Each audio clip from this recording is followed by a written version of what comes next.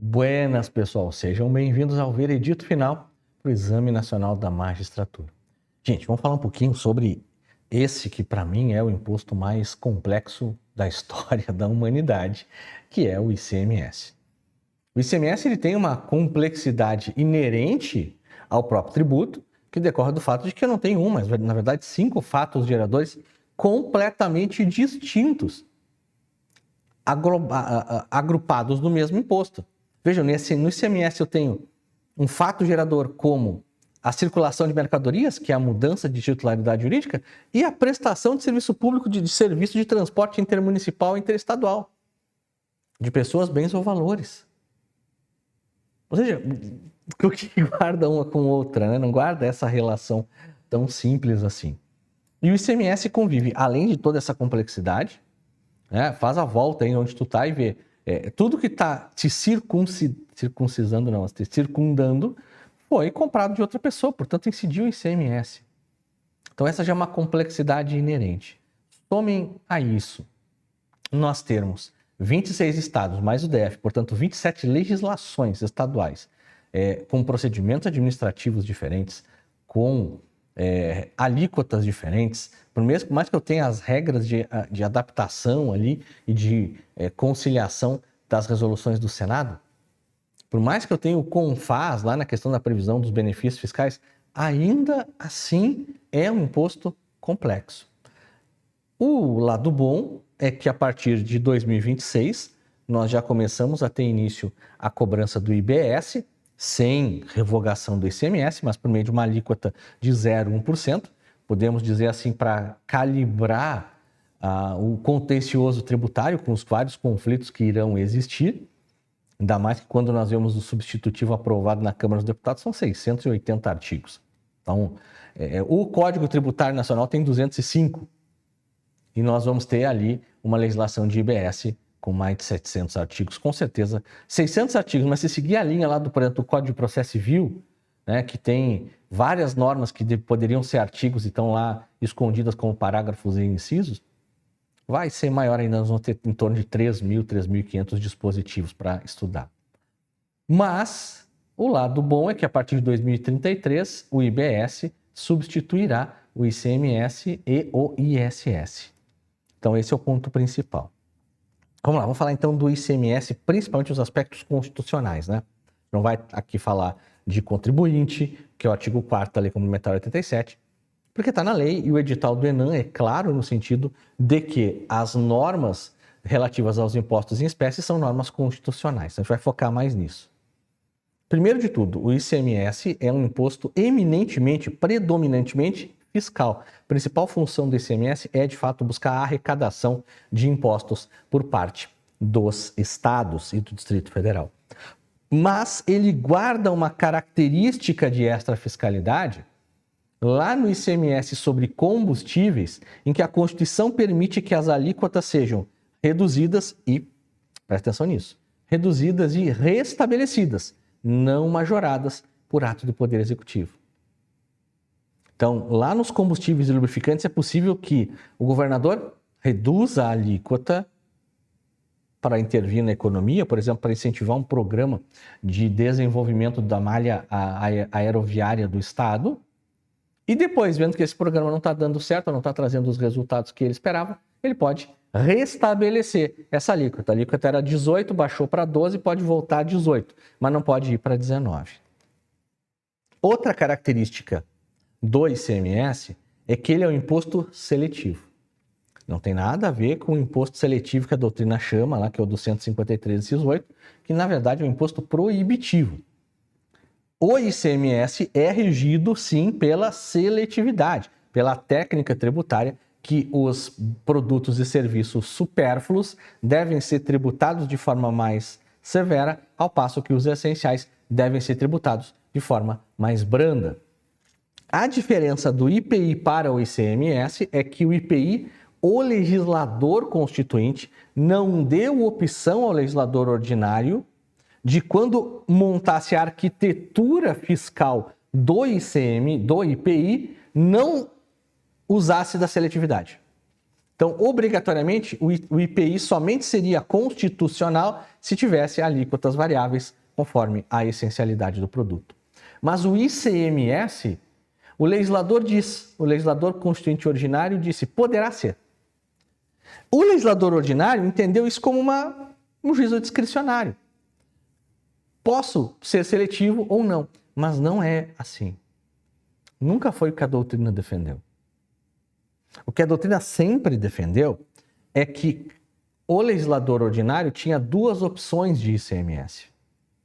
Um ICMS com uma alíquota única para todos os bens e serviços, que é o que acontecerá com o IBS, que vai ser uma alíquota única para todos os bens e serviços, ressalvados os regimes especiais favorecidos e diferenciados.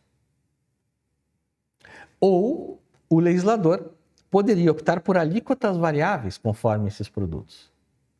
Só que se fizesse essa segunda opção, essas alíquotas deveriam variar conforme a essencialidade, portanto, conforme a seletividade. O que o legislador fez? Ele criou um ICMS com várias alíquotas e botou os serviços e produtos essenciais com a alíquota lá em cima.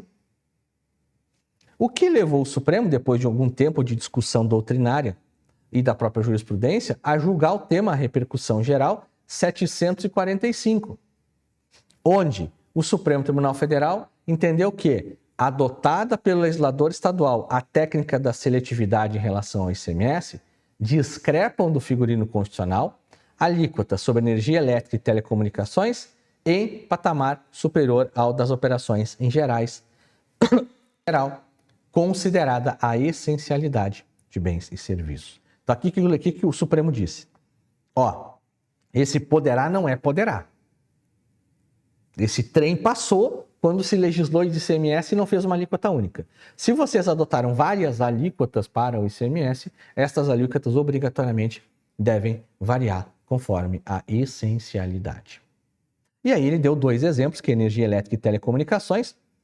Posteriormente, lá em 2022, a Lei Complementar 194 de 22 inclui expressamente combustível, gás natural, energia elétrica, comunicação e transporte coletivo como serviços essenciais e indispensáveis.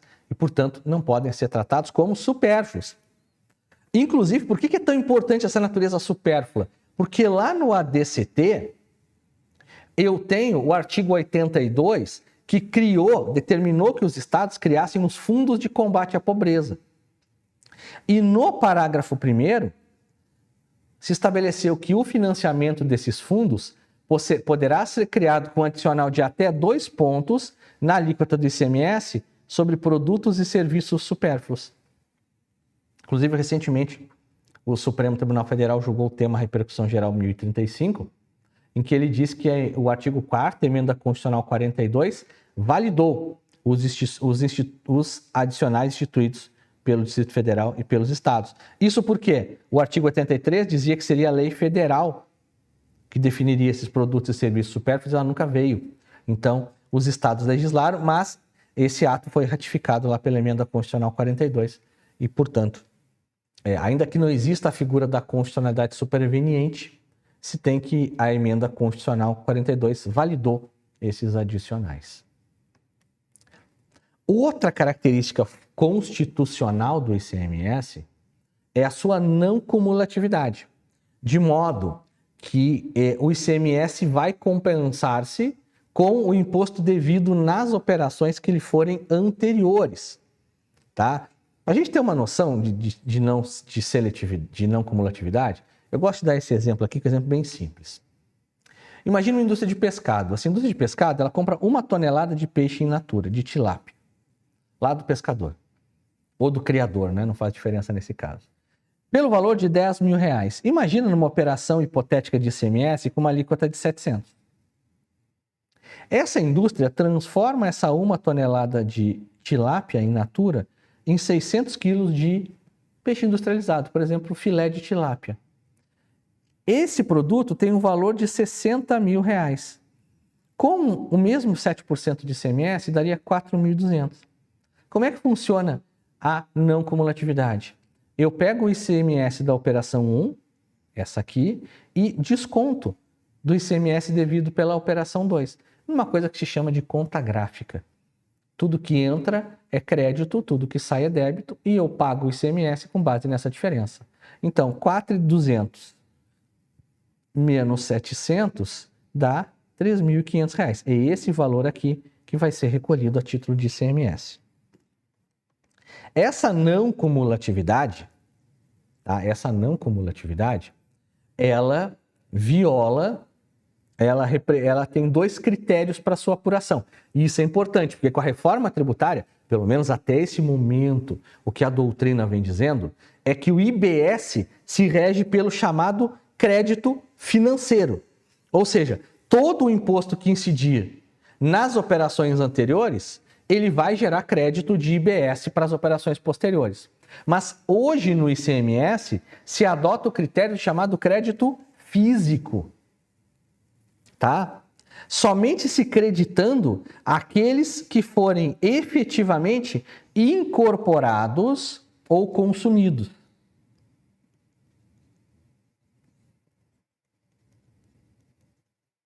Incorporados ou consumidos. Então pega, por exemplo, não vai gerar crédito de ICMS o produto ou serviço que não foi incorporado na produção. Então, por exemplo, o ICMS que incidiu nas embalagens de plástico, que foram usadas lá no feijão, para embalar o feijão, vai gerar crédito. A tilápia que incidiu lá na tilápia in natura, vai gerar crédito, porque ela vai ser consumida. O plástico que foi adquirido para embalar vai ser incorporado. Isso aí vai gerar crédito de ICMS. Então, o sistema do crédito físico, que é o que diz o artigo 600, o tema repercussão geral 633 do STF, somente se aplica, somente gera crédito os valores que forem efetivamente incorporados ou consumidos. Aqueles do ativo permanente ou aqueles de uso e consumo não vai gerar crédito de não cumulatividade. Outro ponto importante de não cumulatividade por ICMS é o tema repercussão geral 346 do STF. Não viola o princípio de não cumulatividade, lei complementar que prorroga a compensação de créditos de ICMS relativos a bens adquiridos para uso e consumo no próprio estabelecimento do contribuinte. Então, olha só, a gente já viu que, a rigor, os bens de uso e consumo não geram crédito. Mas o Estado pode conceder esses créditos, por exemplo, a título de crédito presumido. Se ele concede, nada impede que ele prorrogue a compensação. Diga, olha, vamos voltar lá e eu estou dizendo que eu vou gerar um crédito presumido de 30% sobre energia elétrica. Tá? Mas tu só pode usar a partir do segundo semestre de 2024. Tu não pode usar no primeiro semestre de 2024. Pode isso? Pode. Isso representa violação à não cumulatividade? Não, porque o valor está lá. Gerou crédito, ele vai ser utilizado em algum momento. Só não vai ser utilizado nesse momento. E outra coisa, que é o tema 346. Essa simples prorrogação de compensação de crédito de ICMS também não precisa respeitar nem a anterioridade comum, nem a anterioridade nonagesimal. Outro ponto essencial do ponto de vista constitucional do ICMS é que no ICMS eu tenho muito presente, e até como uma necessidade real do Estado, a figura da substituição tributária para frente ou progressiva. Na substituição tributária para frente ou progressiva, eu tenho o quê? Eu tenho a determinação de que o primeiro na cadeia econômica antecipe o valor do tributo devido pelos demais agentes da cadeia econômica.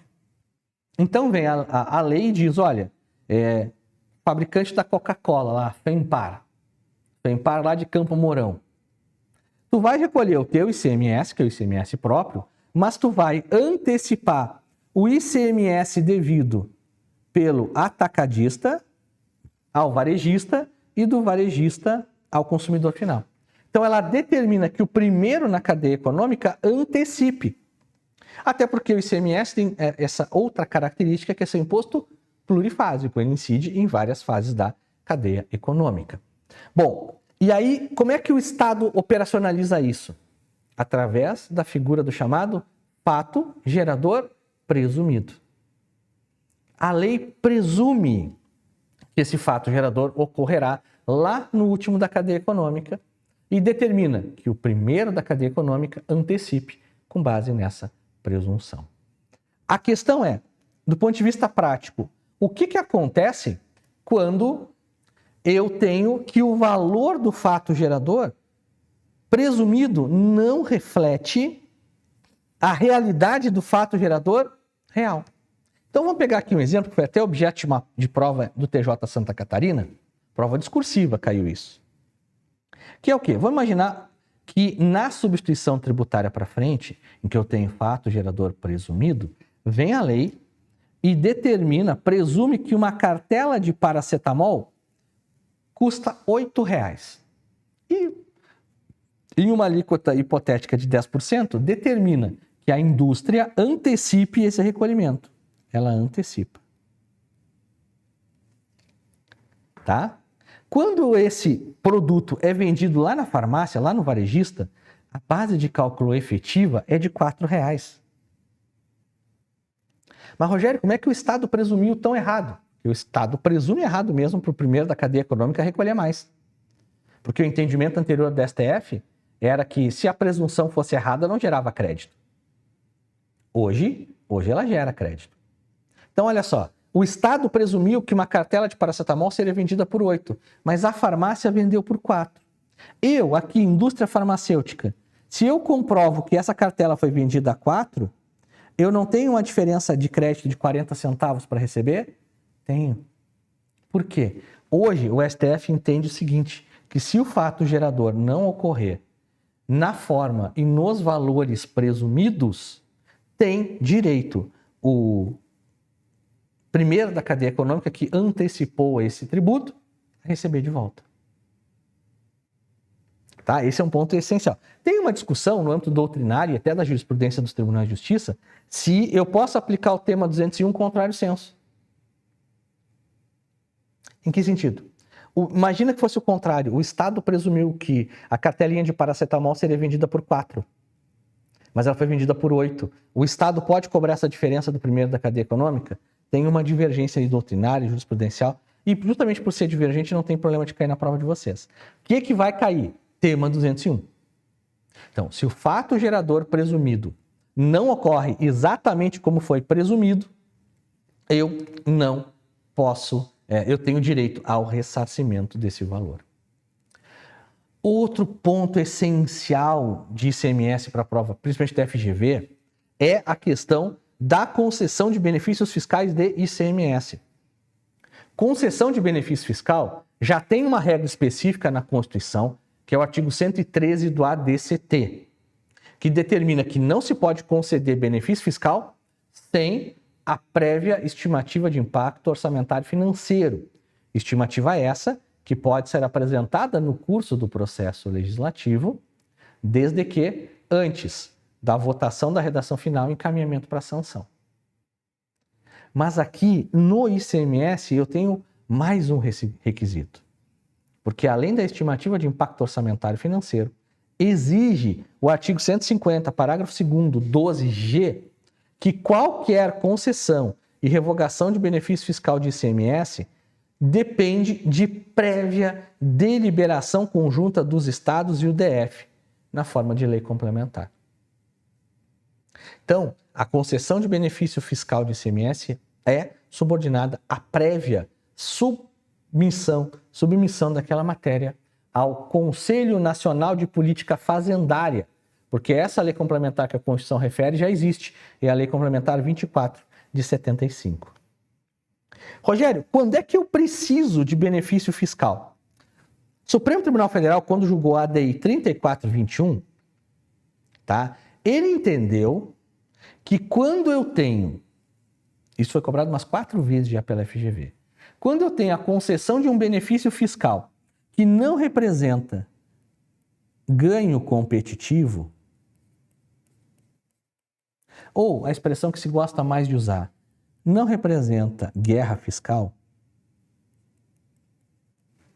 eu não preciso da aprovação do CONFAS. É o caso da lei aqui do Paraná, que outorgou isenção de ICMS para os templos de qualquer culto. Nesse caso, se entende que o Supremo entendeu que não precisaria de estudo de impacto orçamentário estimativo, não precisaria de autorização do CONFAS, porque se trata, na verdade, de uma norma que não cria guerra fiscal. Tá? O Estado não vai arrecadar mais e não vai ter um ganho competitivo em relação ao Paraná em relação a Santa Catarina, porque a igreja aqui não paga ICMS sobre energia elétrica. O máximo vai ter mais igreja que Santa Catarina. Igreja, templo de Umbanda, porque qualquer templo, né? Templo de Umbanda, sinagoga, mesquita, qualquer um desses aí. Agora, mesmo que eu dispense a necessidade do convênio, eu mantenho sempre a necessidade de estimativa de impacto orçamentário financeiro. Então, se eu tenho um benefício fiscal que não representa a guerra fiscal, eu posso dispensar a aprovação pelo CONFAS, mas eu não posso dispensar a estimativa de impacto orçamentário financeiro. Esse CONFAS é o Conselho Nacional de Política Fazendária, é presidido pelo ministro da Fazenda e composto por todos os secretários de Fazenda. E é ele que aprova a concessão e revogação de benefícios fiscais. E aqui vem um ponto importante, porque eu tenho quórums muito peculiares. Para a concessão de benefício fiscal de ICMS, o quórum é unanimidade dos representantes presentes. Tá? Unanimidade dos presentes. Não precisa ter 27 votos. Tem de ter unanimidade dos presentes. Se tem 15 membros lá, os 15 votaram a favor. Ótimo. Para a revogação de benefício fiscal, é 4/5 dos representantes presentes. Diminui um pouquinho esse quórum. E as demais deliberações é presentes. É a maioria dos presentes. Agora, para restituição de remissão, ou para restituição de um benefício fiscal revogado, aí eu vou lá para a Lei Complementar 160 de 2017, que tem um quórum bem interessante, que é muito parecido com o quórum de deliberação do Comitê Gestor do IBS. Eu preciso ter aprovação por 2/3 das unidades federadas, sendo 1/3 das unidades de cada região. Então, olha só. Para conceder remissão, que é o perdão, ou restituir um benefício fiscal, eu tenho que ter 2/3 dos estados e do DF. Só que é o seguinte, então olha só, eu tenho que ter no mínimo 1/3 das unidades de cada região. Ou seja, foi lá e todos os estados do Brasil votaram favorável a restabelecimento do benefício fiscal. Chegou aqui no Sul, Paraná e Santa Catarina votaram contra, não tem 1/3 não tem no mínimo 1/3. Né? Paraná, Rio Grande do Sul e Santa Catarina votaram contra, zerou. Porque tem que ter no mínimo 1/3. Se um estado aqui votar favorável, tá liberado. Agora, se os 3 votarem contra, os 3 estados do Sul barraram, porque não vai ter 1/3 em todas as regiões. Essa é a lógica. Outro ponto importante, inclusive já foi cobrado em prova da FGV, é o tema 490. O tema 490, ele vai dizer que o estorno proporcional de crédito de ICMS efetuado pelo estado de destino em razão de crédito fiscal presumido concedido pelo estado de origem sem autorização do CONFAS não viola o princípio constitucional da não cumulatividade. Então é o seguinte, aqui o que eu tenho? Eu tenho o estado alfa que sem aprovação do CONFAS concedeu um crédito presumido. Tá? Conceder um crédito presumido, ou seja, ele reduziu o valor que aquela empresa do estado alfa recolheria de ICMS. Numa operação interestadual, eu tenho diferença de alíquota, né, que é o DIFAL, eu tenho que lá no estado de destino esse valor vai ser recolhido. O que o estado de destino faz? Ele diz, o que é o estorno proporcional? Diz, esse teu crédito presumido aqui não foi aprovado pelo CONFAS, filho. Então, eu não reconheço. Eu faço o estorno proporcional e tu vai pagar a diferença do imposto. É isso que quer dizer o tema 490, essa possibilidade.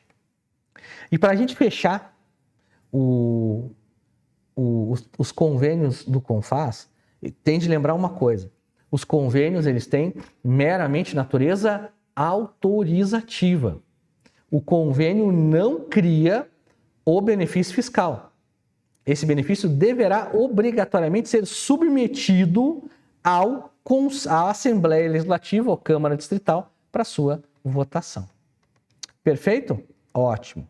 E, gente, para a gente finalizar, de ICMS tem muita coisa, né? Mas eu quero falar de um ponto específico de ICMS, que são hipóteses em que o ICMS não incide. Né? São temas bem interessantes em que eu tenho ali, resumidamente falando, hipóteses em que eu não tenho a incidência do ICMS. E que, portanto, vai ser uma hipótese de não incidência propriamente. Então, olha só. Primeiro, não incide ICMS na mera movimentação física de mercadoria, que é o que acontece na mera deslocamento entre filial e matriz.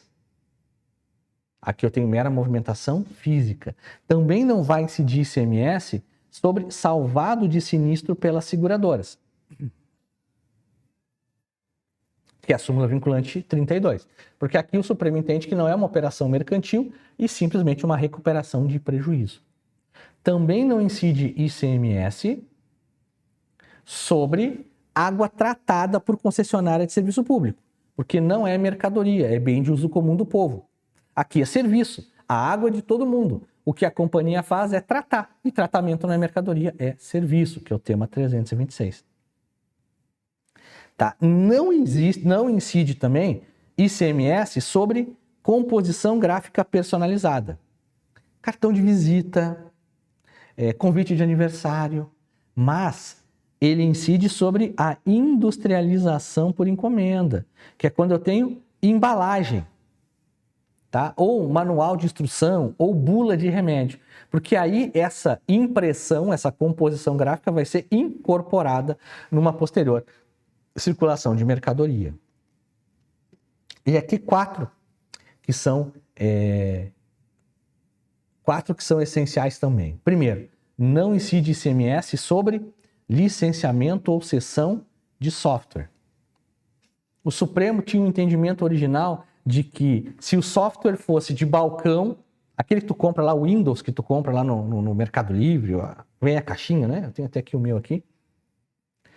Seria ICMS. E o software personalizado, aquele que o dentista contrata para controlar o escritório dele, o advogado, seria ISS. Atualmente o STF diz que não faz diferença. Licenciamento ou cessão de direito de uso de software é ISS. Contrato de afretamento de embarcação também não incide. Inserção de publicidade e veiculação de propaganda em site de internet, porque não é comunicação, tá? Não incide sobre ICMS, sobre TV aberta ou rádio, tá? Porque é uma imunidade que a própria Constituição garante. E aqui, mais alguns casos de não incidência. Não incide sobre provedor de acesso à internet, porque não é serviço de comunicação, é meramente serviço acessório, tá? Não incide sobre a operação de extração de petróleo e circulação do petróleo do poço até a empresa concessionária. Tá? O STF entende o seguinte, uma lei do Rio de Janeiro estabeleceu que incidiria ICMS no petróleo da plataforma até a refinaria. Só que o Supremo diz que não há circulação de mercadoria aí. Aqui é somente o transporte. Vai ter circulação de mercadoria quando eu transformar esse petróleo em gasolina, óleo diesel e ele sair da refinaria. Também não vai incidir ICMS sobre o serviço de transporte de encomenda realizada pelos Correios, porque aí eu vou aplicar a imunidade recíproca, e sobre a operação de arrendamento mercantil internacional.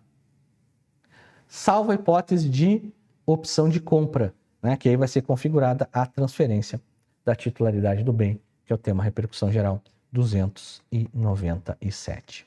E, gente, eu quero finalizar para falar rapidinho aqui, alguns minutos, sobre um ponto que eu acho que é interessante, que é o DIFAL, o diferencial de alíquota. Diferencial de alíquota foi uma confusão criada a partir da emenda constitucional 87 de 2015, que alterou a Constituição e regulamentou isso que os estados já faziam. Os estados já faziam desde um protocolo de ICMS 2011, os estados já faziam isso. Inclusive, o Supremo considerou inconstitucional, né, os convênios e protocolos antes da emenda constitucional 87 e mais, antes da lei complementar, tá? Antes da lei complementar que alterou a Lei Candir, a lei complementar 87. Eu quero falar algumas coisas para vocês de FAO. Primeiro, é constitucional a incidência do diferencial de alíquota para empresas optantes do Simples Nacional. Então, o Simples não é incompatível com a figura do diferencial de alíquota.